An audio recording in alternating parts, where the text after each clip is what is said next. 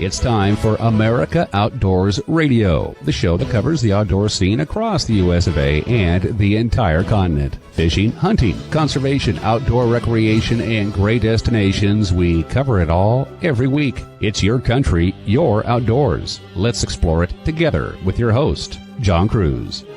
I'd like to start off our broadcast this week by introducing you to, depending on your point of view, either the unluckiest or the luckiest man alive. From Fox News, we learn about Dylan McWilliams from Grand Junction, Colorado, who, in the space of less than 4 years, has been bitten by a rattlesnake, mauled by a bear, and bitten again by a shark in 3 different states, no less. The first incident happened to McWilliams 3.5 years ago when he was bitten by a rattler. Fortunately, he didn't receive a full dose of venom, and although he got sick, he survived it. Last July, Dylan was camping in Colorado when a black bear invaded his campsite, grabbed him by the head, drug him, and then stomped on him before ambling away. That had to hurt, as did the 9 staples they put into his scalp.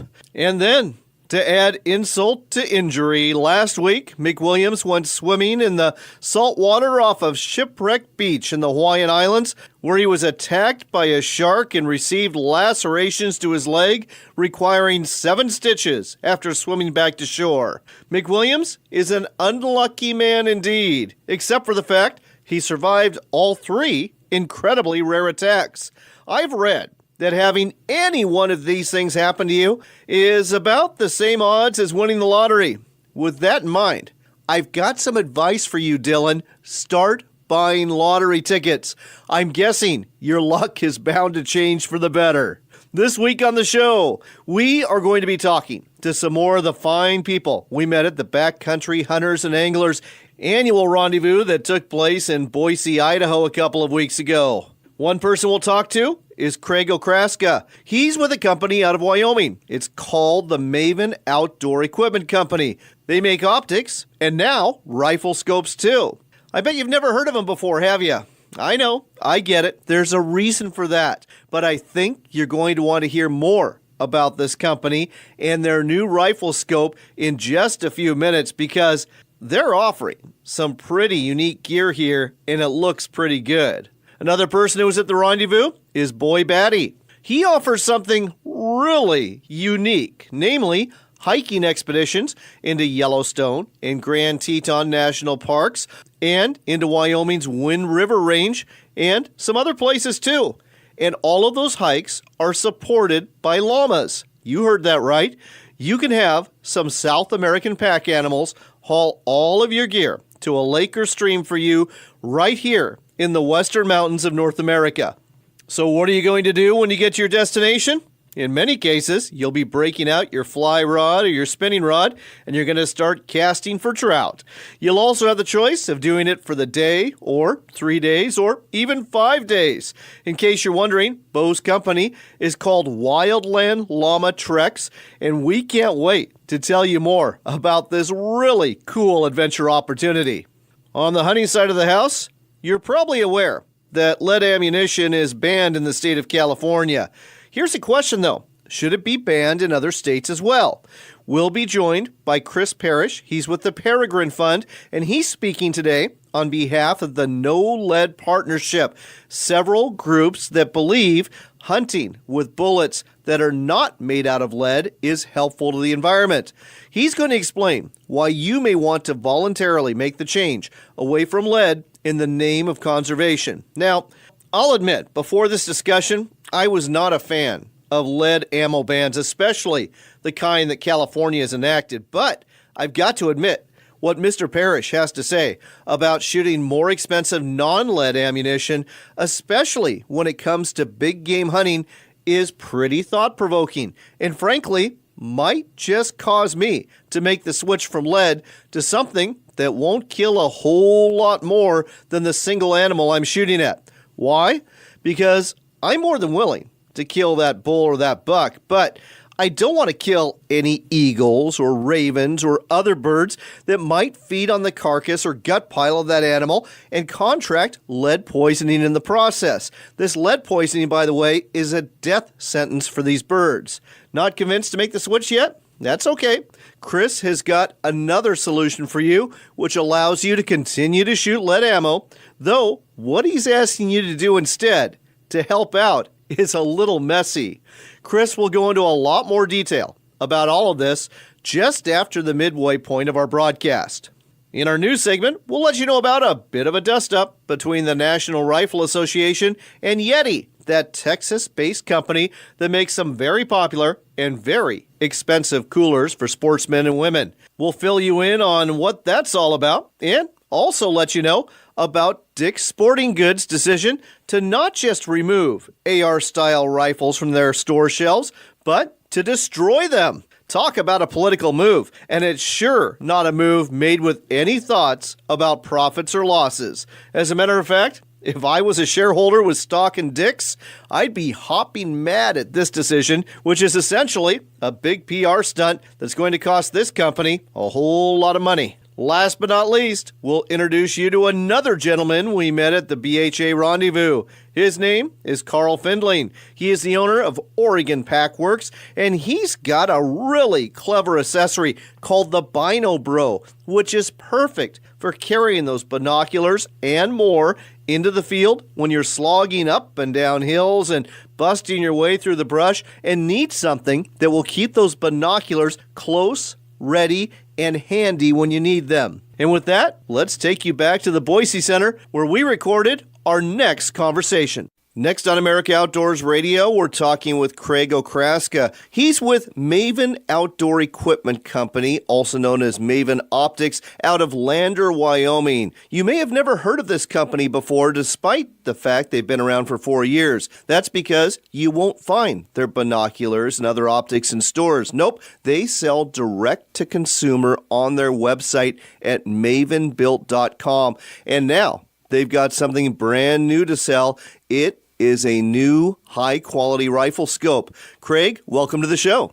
Thanks for having me. So tell our listeners about the Maven RS1 brand new rifle scope that's retailing for $1,200. Yeah, so the RS1 is our first rifle scope. We decided that we wanted to get into rifle scopes since that was kind of the next logical move. So the rifle scope, just a quick rundown, it's a first focal plane. It's a 30 mil tube. It's a 44 mil objective, ED glass, 2.5 to 15 magnification. It's a great all-around hunting scope. And it was designed specifically around hunters. We're not really getting into the long range market just yet. We are working on another scope as well, but this one is kind of made to fit the hunter of the world.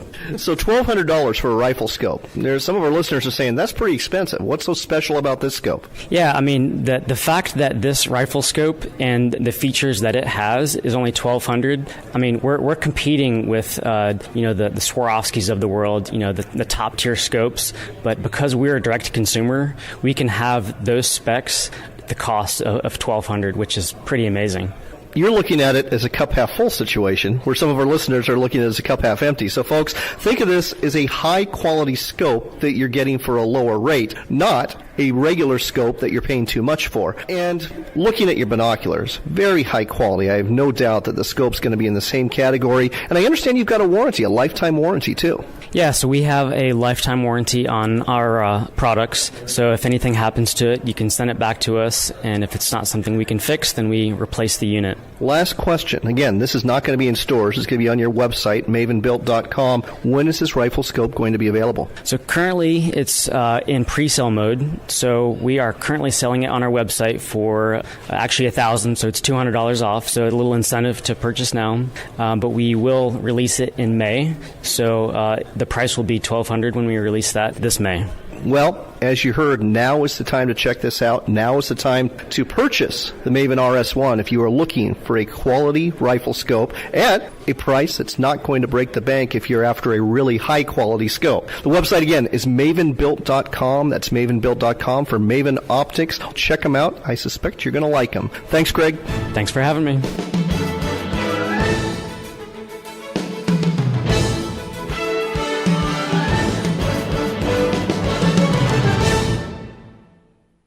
Backcountry Hunters and Anglers, a nationwide group working to keep public lands in public hands so future generations can enjoy what we enjoy.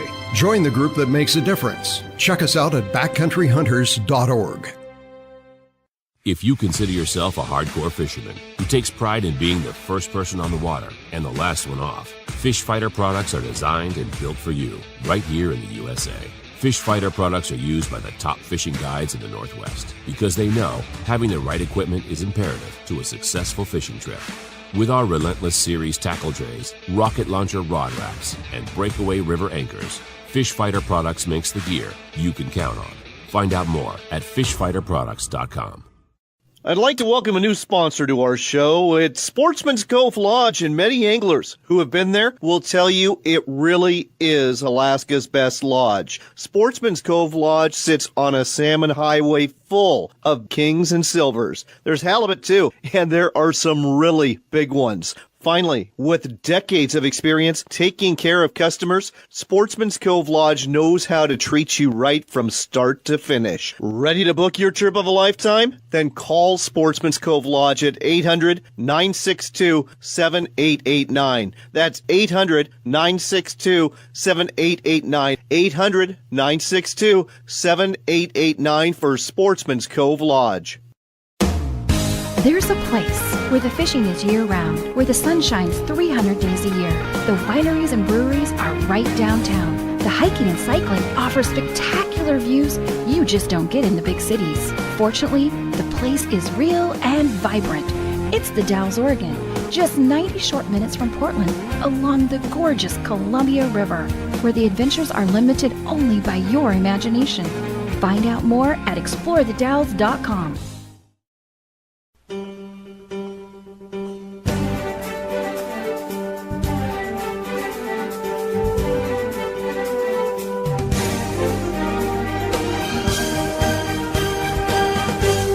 You're back with America Outdoors Radio. I'm John Cruz, and if you're looking for something really out of the ordinary for your next backcountry adventure, I've got just the thing. It's going on a llama-supported pack trip with Wilderness Ridge Trail Llamas. We are talking to the owner today, Beau Baty. Beau, welcome to the show. Hey, thanks, John, for having me. I appreciate it. Yeah, excited to talk to everyone about llamas here. Well, absolutely. This is really unique. Where exactly do you operate, and what services do you offer? So we operate in Yellowstone National Park, which is kind of the big one, the Grand Teton, the Jackson Hole, and the Wind River Range. So everything kind of right there in Montana and Wyoming. And what we offer is llama-assisted backpacking trips, where we go on a pack trip, for one night all the way up to 7 nights, and the llamas carry all of our gear and equipment, and we provide everything, the shuttle, transportation, the llamas, the guide, all the equipment and gear, and obviously the best meals we can possibly bring in with the llamas. So I've been on a few horseback trips into the backcountry where you ride your horse and the mules carry all your gear, but a llama pack trip, that's, pardon the pun, a different animal. You can't exactly ride a llama, can you? No.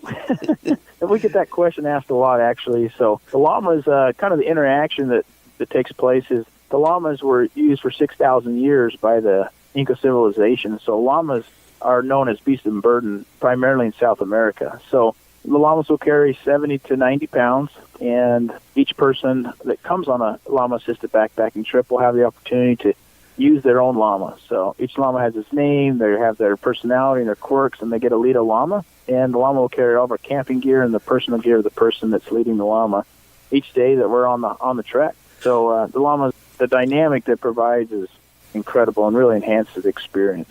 Well, I want to talk about that dynamic a little bit in terms of the interaction that the llamas and the hikers have on these trips. I don't know a whole lot about the personality of llamas. Are they standoffish? Are they friendly? I've heard they'll spit on you if you treat them wrong. Yeah.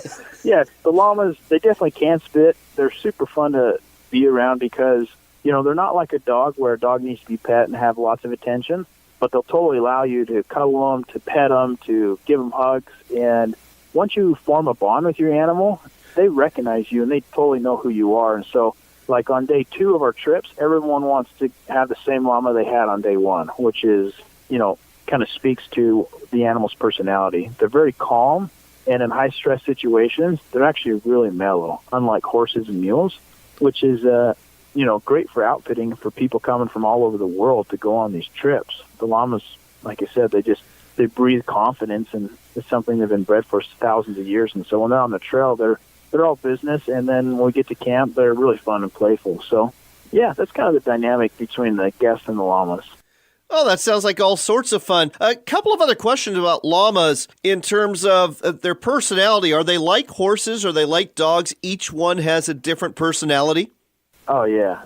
I would say that each llama is totally different than the next one. And they each have their own personality, their own quirks, things they like and don't like. And it's pretty crazy. And I think the most commented thing that we hear on a trip from our guests after trip is that they just can't believe the different personalities of each of the llamas, And we had a trip yesterday, actually, down in southern Utah, one of our areas, and the guest called me. He's like, we laughed and laughed and laughed. We just couldn't believe it. The llamas' quirky personalities were so funny, and people just get a kick out of spending time with them because they're just such a unique animal. This sounds like all sorts of fun. Folks, you're listening to America Outdoors Radio. We're talking to Beau Baty, the owner of Wilderness Ridge Trail Llamas. He'll take you into Yellowstone National Park, Grand Teton National Park, and Wyoming's Wind River Range on llama-supported pack trips. Let's talk about some of your destinations. I noticed, looking at your website, you go to a lot of lakes, don't you? Yeah. I mean, that's traditional old-school outfitting, is the kind of the fall hunting outfitting. So when the summer market, over the last 4 to 5 decades became a big thing, most people just had one little micro area. And I'm a traveler, kind of a gypsy at heart, and I love all the beauty of the different areas. And I told my wife, I said, we need to offer trips all over the West. This is what we love, the Rocky Mountains, and we want to show people the highlights of all these different beautiful areas and their uniqueness. So that's what we sought out to do. And we just kind of keep expanding just because we love so many of these unique areas and want to show people what they're all about. Now, I understand a lot of folks are just going to hike and going to camp, but it sounds like, again, looking at your destinations, that bringing your fishing rod is probably a pretty good bet, isn't it? Oh, yeah, absolutely. I mean, going to the Wind Rivers or Yellowstone's backcountry and not having a fly fishing rod, it's almost a crime. If you don't know how to fish or want to learn how to fish or you're an expert fisherman, definitely we can help you out at any kind of level that you're at, and definitely recommend it. It's one of life's, pleasures that needs to be explored by beginners and experts alike. Beau, I agree. I love alpine lake fishing probably more than just about anything else when it comes to fishing. And folks, Beau's absolutely right. It doesn't take much. You can tie on a fly with spinning gear and have a weighted bobber and do just fine. You can toss spinners. You can toss spoons. I would ask that you make it a single barbless hook because catch and release fishing is pretty important in these places. The type of trout you're catching, are we talking cutthroat? Are we talking brookies, rainbows? What are we talking here? Yeah, it kind of just depends, actually. For Yellowstone's one of the greatest public land fisheries in the entire world. And, basically untouched by man. There's no cattle grazing. So you have the native fish, mountain whitefish. You have, North Slope cutthroat, which everyone's coming to Yellowstone really to catch the cutthroats. And then lots of brook trout. And some of the big lakes like Heart Lake have just monster lake trout. And, Heart Lake is a place in Yellowstone hard to get to, and we take float tubes in there. You got to hike 10 miles in, camp at a beautiful campsite. You're the only one on the lake with float tubes, and it's just a wonderful experience. So, yeah, lots of cutthroats and brook trout for sure in most of the areas in the Western Rockies over here. This sounds great. And one other thing that I know has got to be great is the camping and probably the food. Do your guides cook it for the customers every night? Yep.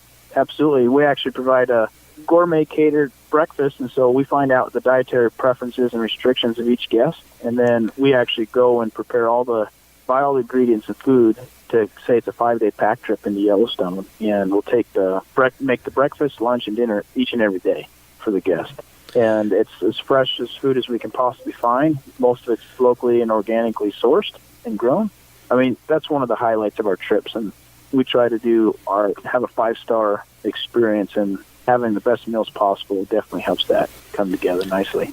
Well, Beau, it sounds not only like a 5-star experience, but an actual bucket list experience, too. Folks, again, a pack trip supported by llamas in one of our great national parks, whether it be Yellowstone or Grand Teton, or going into the Wind River Range of Wyoming, you can do it. The website to find out more is wildlandllamatreks.com. Llama with 2 L's there. That's wildlandllamatreks.com. Check out the different offerings. Contact Beau and his wife and make your reservations for an adventure you will never forget. Beau, thanks for sharing this with us today on America Outdoors Radio.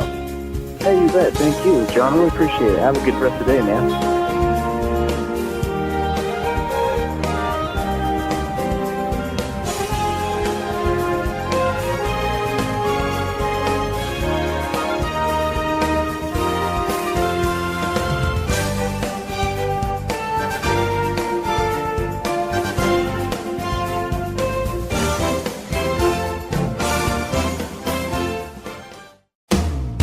There's a place where the fishing is year-round, where the sun shines 300 days a year. The wineries and breweries are right downtown. The hiking and cycling offers spectacular views you just don't get in the big cities. Fortunately, the place is real and vibrant. It's the Dalles, Oregon, just 90 short minutes from Portland, along the gorgeous Columbia River, where the adventures are limited only by your imagination. Find out more at explorethedalles.com. If you consider yourself a hardcore fisherman who takes pride in being the first person on the water and the last one off, Fish Fighter products were designed for you. Fish Fighter products are used by the top fishing guides in the Northwest because they know having the right equipment is imperative to a successful fishing trip. With our Relentless Series tackle trays, rocket launcher rod racks, and breakaway river anchors, you'll spend more time chasing the fish, not your gear. Designed and built right here in the USA. Gear up at fishfighterproducts.com.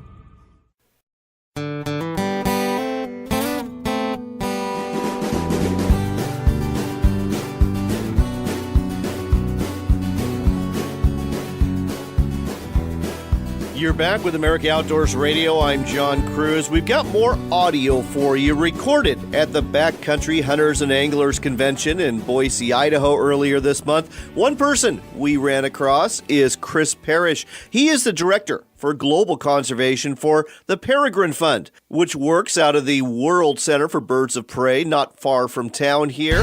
And speaking of conservation, Chris is working with a group called the No Lead Partnership. Chris, welcome to the show. Thank you. Thank you for having me.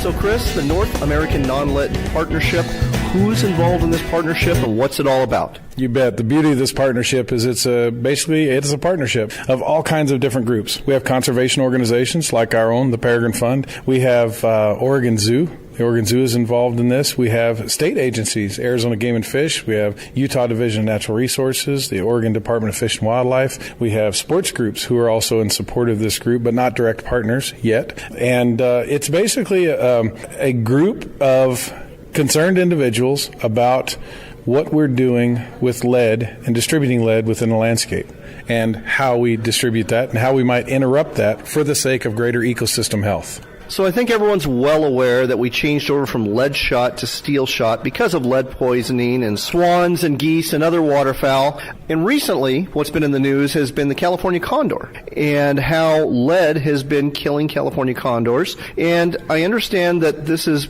part of that conversation?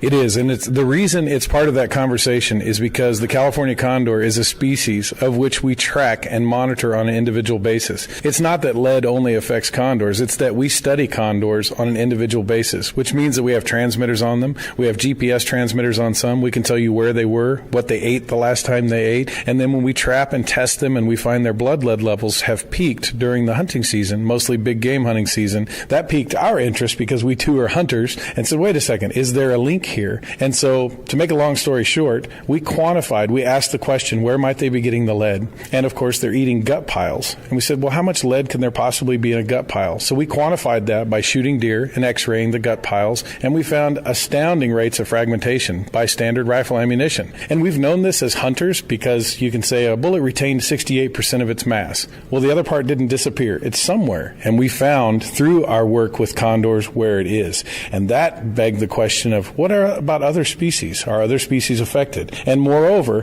whether or not they're affected, like at a population limiting level, whereas a state agency might be really concerned with that. But moreover, if you are putting lead into a gut pile of anything, small game, varmints, or deer, elk, things like that, just like back in the waterfowl days, some animals that consume the remains we leave in the field might thereby ingest the lead. And what we're finding is more and more studies are being done. There are more and more species that are showing levels of lead linked to the animals and portions of animals that we leave in the field. So that transitions into, what do you do about it? Well, as we know, what some people have done about it, like in California, they have a ban on lead. The full implementation of that is coming up in July, and there's a lot of heated debate as to whether or not that was justifiable or not, and heated debate as to the intentions of those groups that pushed for that or not. The odd thing here is the hunter/conservationists were kind of left out of this. Of course, we produced the scientific products, the papers, the peer-reviewed products, but the way in which we go about addressing this is the key to our success.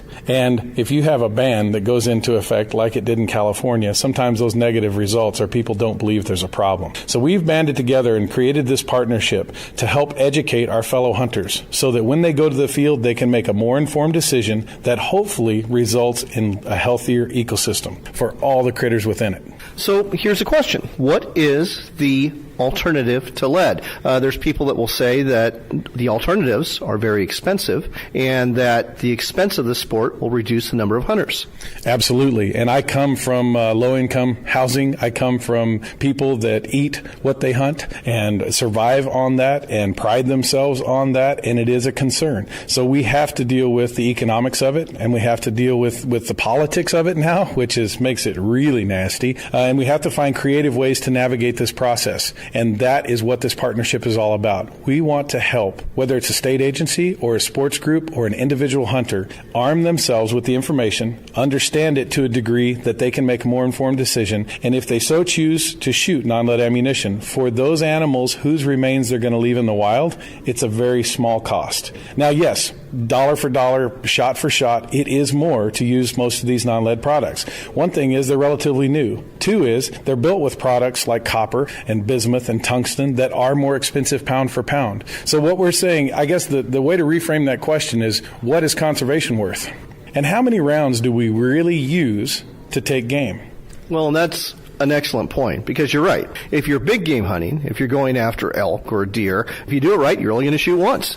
You would hope so. You would hope so. And believe me, being a hunter and a shooter myself, I say, wow, how many rounds do you use? But really, what we're talking about is doing something for the betterment of the ecosystem and all the critters within it. Is that not what we are? And is it not what we claim to be when we say we're the original conservationists? Yes, we are. And here's another opportunity for you to demonstrate that conservation ethic. And here's the other part of this. We're not saying the only solution is to use non-lead and don't ever shoot lead out of your rifle again. If you choose still to shoot lead because maybe it's too expensive for you, or maybe it doesn't shoot as well out of your gun, although that's getting better as technologies come along, you can also remove the remains of lead shot game from the field. And we've incentivized that in Arizona, for example, by saying if you bring in your gut pile, which is a dastardly task. Yes. But if we bring in your gut pile, and we will put your name into a drawing for a Cabela's gift certificate, for an ATV, for a new rifle.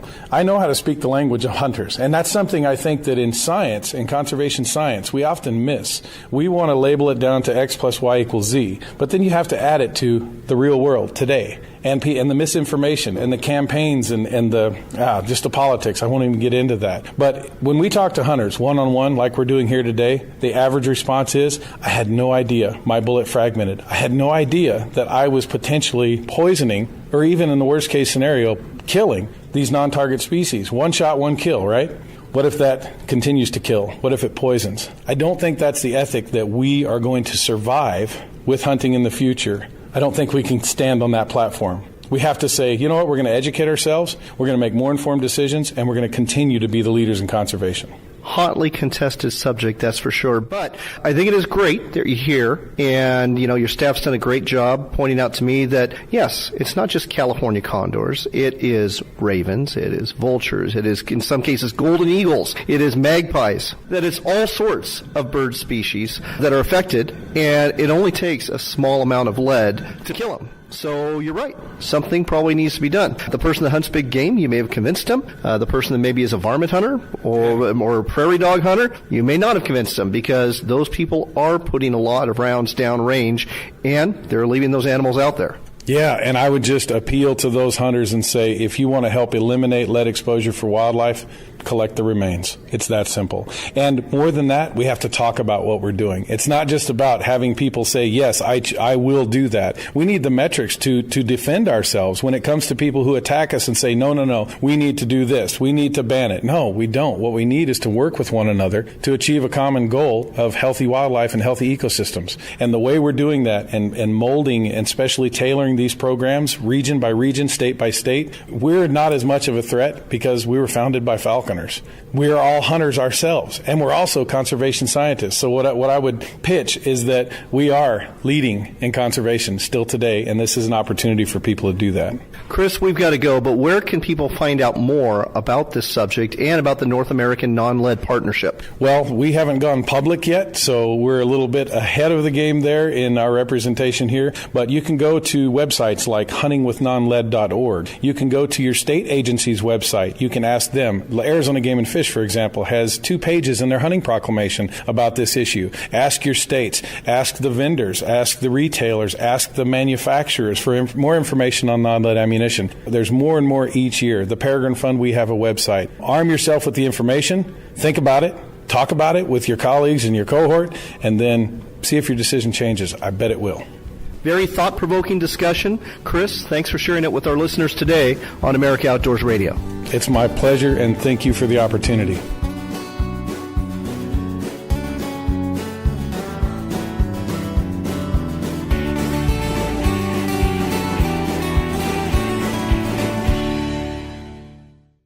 We are the young minds that will shape tomorrow's world. But today, the world is in your hands. What's your vision for the future? Ducks Unlimited has had the same vision for over 75 years. A future with clean water, abundant wildlife, and plenty of places to enjoy nature. There's a lot of work to be done, but with a little help from you, our future is looking really bright. Ducks Unlimited, working for conservation for generations to come. A public service from Ducks Unlimited. If you consider yourself a hardcore fisherman who takes pride in being the first person on the water and the last one off, Fish Fighter products were designed for you. We make products for the relentless fishermen who know that big fish are caught by those who put in the work. With our Relentless Series tackle trays, rocket launcher rod racks, and breakaway river anchors, you'll spend more time chasing the fish, not your gear. Designed and built right here in the USA, Fish Fighter products won't let you down. Gear up at fishfighterproducts.com.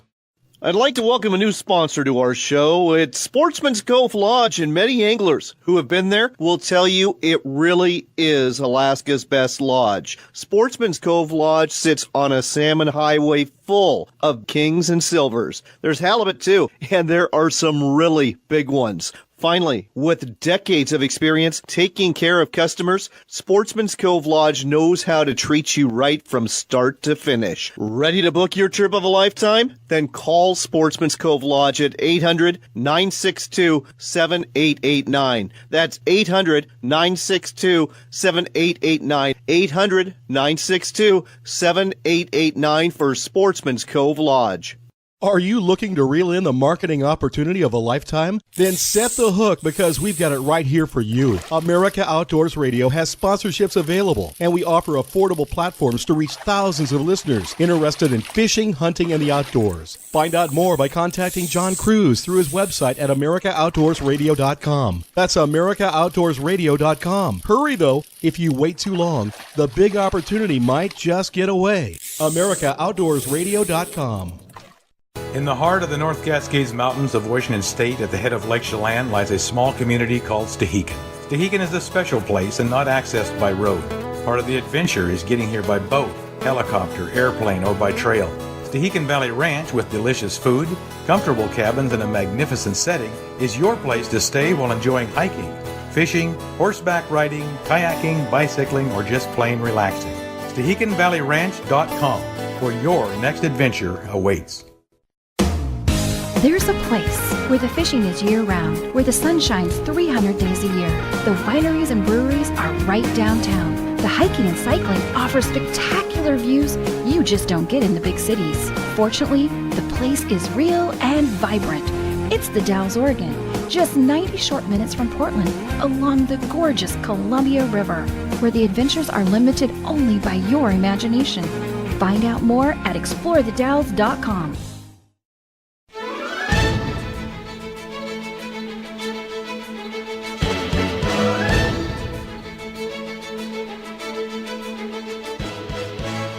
You're back with America Outdoors Radio. I'm John Cruz, and this portion of the show is brought to you by Fish Fighter Products, the company based in Mountain Home, Idaho. They make all sorts of innovative gear for anglers and the boats they use. One example is the Quick Mount. It allows you to change out that anchor nest at the bow of your boat and put on a Minn Kota trolling motor in a matter of seconds. Find out about the Quick Mount and other products by going to fishfighterproducts.com. There's been a bit of a dust-up between the National Rifle Association and Yeti, the makers of those insanely popular and insanely expensive coolers that hunters and other outdoors enthusiasts can't seem to get enough of. It all started last Friday when the NRA sent an email to its members slamming Yeti, saying Yeti has declined to do business with the NRA Foundation, saying they no longer wish to be an NRA vendor and refuse to say why. They will only say they will no longer sell products to the NRA Foundation. That certainly isn't sportsmanlike. In fact, Yeti should be ashamed. They have declined to continue helping America's young people enjoy outdoor recreational activities.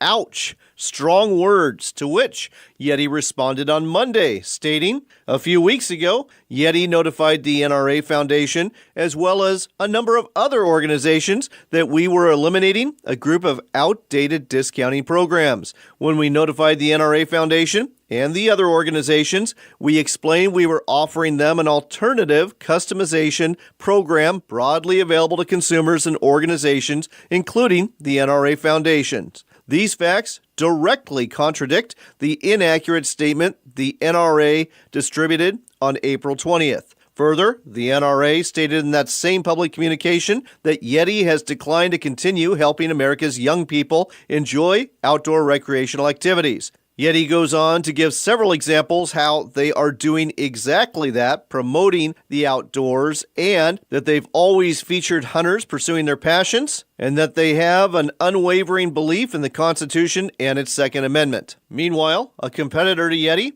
RTIC Coolers, was quick to take advantage of the brouhaha by posting images on their Facebook page voicing their company's strong support of the Second Amendment and suggesting their coolers as an alternative to Yeti. Oh my, capitalism and politics. Personally, I hope Yeti and the NRA sort things out. The late Rodney King may have said it best when he said, "Can't we all just get along?" I think those words are worth listening to here for both parties involved. Continuing with firearms-related news, Dick's Sporting Goods has gone all in on politics and thrown the business model of actually making money by selling items to customers out the window. As you know, after the Parkland school shooting earlier this year, they announced they would be pulling all AR-style rifles from their stores, including Field and Stream stores, and would not sell any firearms or ammunition to anyone under the age of 21. Apparently, the powers that be at Dick's, though, decided that wasn't enough. Now, they have announced they are destroying, that's right, destroying all of the AR-style rifles they have sitting in their distribution centers. Normally, a company would return these firearms to the manufacturer and pay a 10 to 20% restocking fee. However, in a move that's akin to burning money, they are instead destroying all of these firearms they paid for,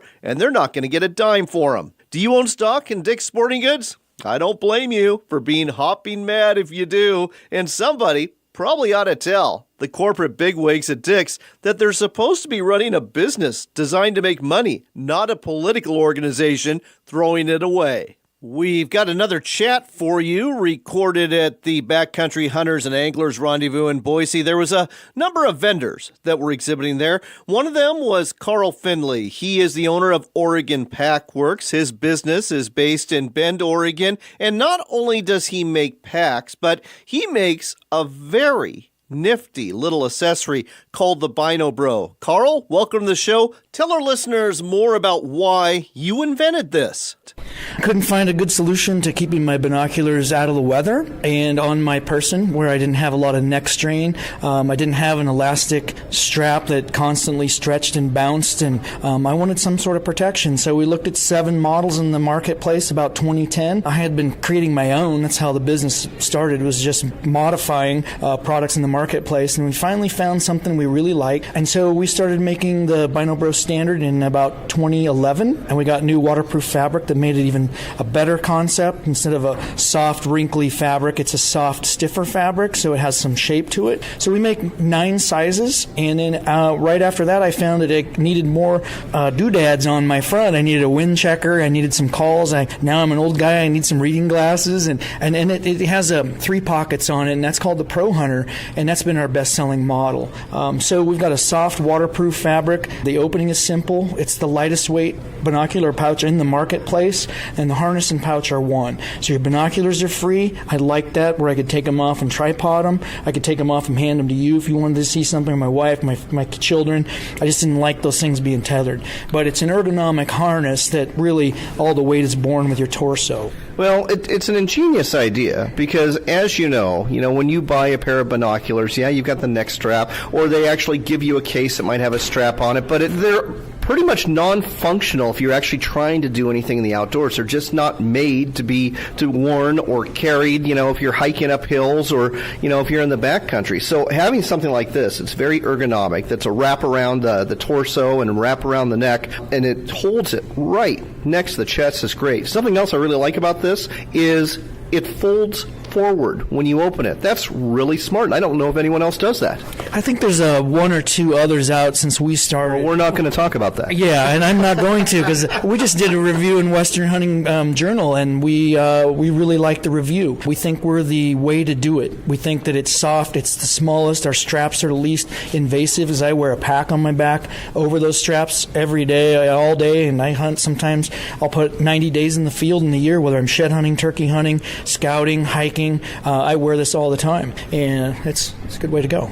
Well, it is a good way to go, because the fact of the matter is most people who have binoculars either put up with wearing them in a way that's not comfortable, or you put them in your backpack, and then when you need them, they're not readily available, and you quite often, if you're birding or wildlife watching, you miss what you're out there to see with the binoculars. John, it sounds like you need one of these. I think you're right.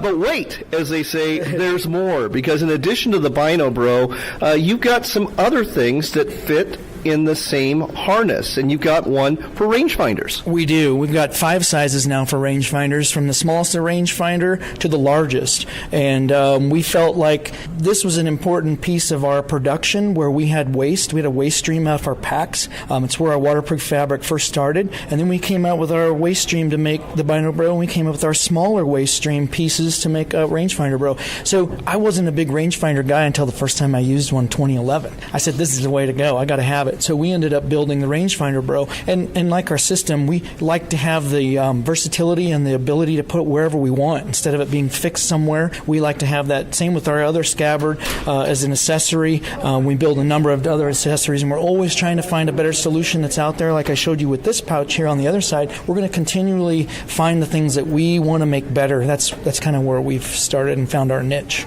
Well, you're definitely building a better mousetrap. So, folks, whether you need a good quality pouch for your binoculars that's actually comfortable to wear, whether you need something for your rangefinder, or whether you need a pack that's a quality pack, and all of this, by the way, made in the USA, made in Oregon and in Idaho. The place to go is Oregon Packworks, and the website to go to is OregonPackworks.com. That's OregonPackworks.com for the Bino Bro, the Rangefinder Bro, and a whole lot more. Thanks for sharing this with us today on America Outdoors Radio, Karl. Thanks, John. Great to see you again. Time flies when you're having fun, and unfortunately, we're approaching the end of our broadcast. If you're looking for other ways to listen to our show, you can always catch us online Saturday mornings at 6 a.m. Eastern Standard Time on TalkAmericaRadio.us. It's the new voice of conservative talk radio. We are proud to be part of their lineup. Other places to catch us is on Podbean. You can hear us anytime you want. Just subscribe to America Outdoors Radio on our website at AmericaOutdoorsRadio.com. AmericaOutdoorsRadio.com, and don't forget our Facebook page too, where we often post information we don't have time to share on the air. Finally, we've got a YouTube channel, Northwestern Outdoors. That's one word. Subscribe to that. You can hear both of our shows. The end of April is here, and those May flowers are blooming, and so are opportunities for turkey hunting, for fishing, for hiking, and a whole lot more. I hope that you are blessed in the week ahead, and I hope you get out there to enjoy all that nature has to offer. Remember, it is your country and your outdoors.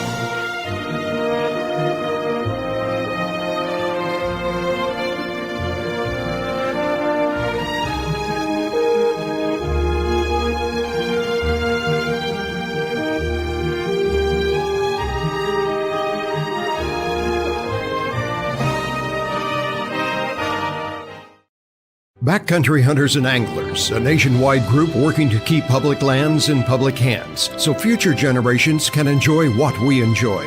Join the group that makes a difference. Check us out at backcountryhunters.org.